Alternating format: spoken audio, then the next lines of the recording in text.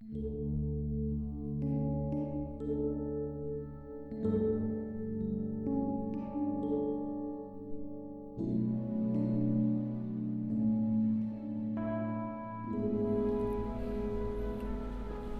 pagi saudara yang dikasihi Tuhan.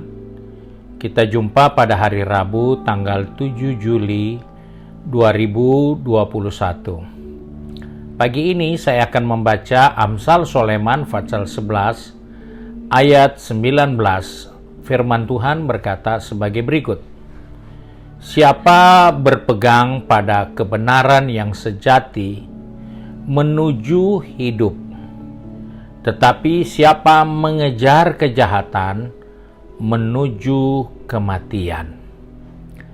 Ini adalah Amsal dari Salomo yang mengingatkan kepada saya dan saudara sebagai orang-orang percaya dalam menjalani kehidupan yang ada sekarang ini. Kita menjumpai dalam perjalanan kehidupan ini ada dua kelompok orang yang disebut oleh Salomo, yaitu orang yang berpegang pada kebenaran dan orang yang mengejar kejahatan. Saudara yang dikasihi Tuhan, firman Tuhan ingatkan kepada saya dan saudara, jika kita berpegang atau kita berpihak kepada kebenaran, maka kita sedang mengambil jalan yang menuju kepada kehidupan yang kekal. Jika kita berpihak kepada kebenaran, kita sedang mengambil jalan untuk menuju kehidupan yang kekal.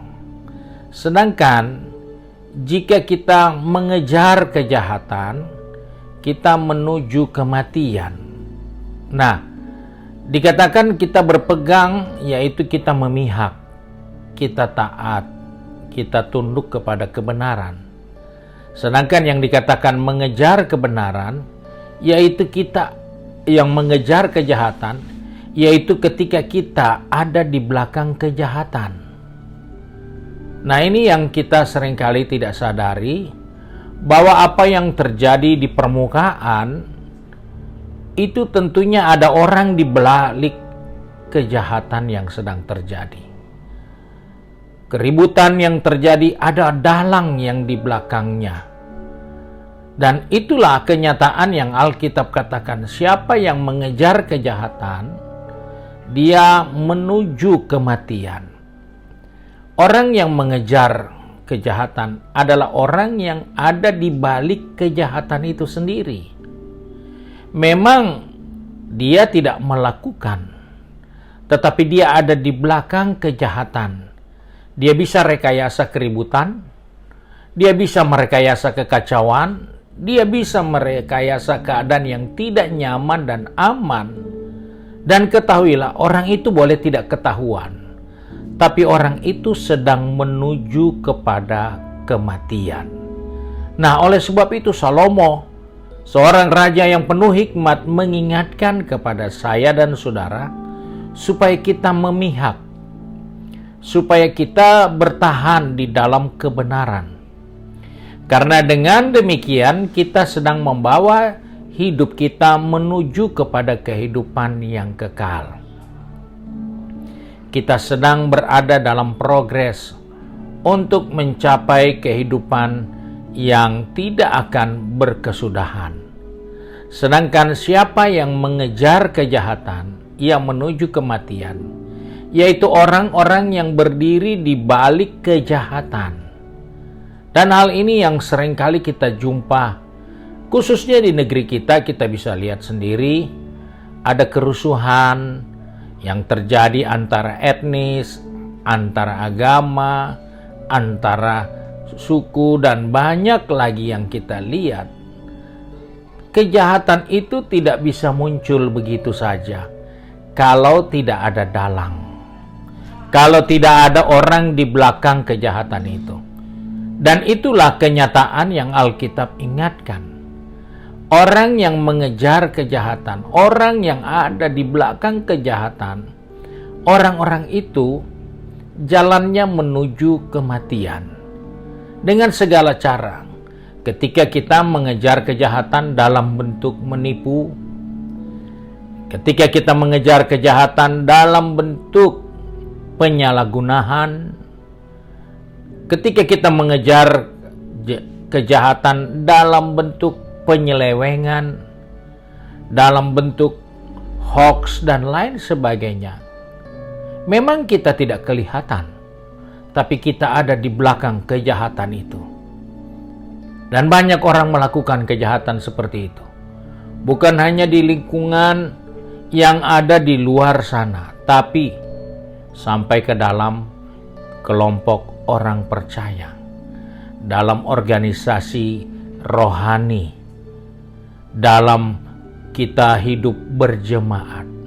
Sebab itu kita bisa jumpa ada banyak masalah di dalam kehidupan bersama, karena ternyata dalam kebersamaan kita ada orang-orang yang berdiri di balik kejahatan.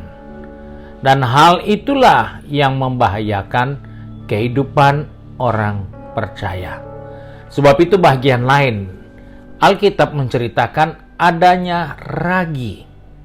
Ragi orang Farisi, ragi orang Saduki.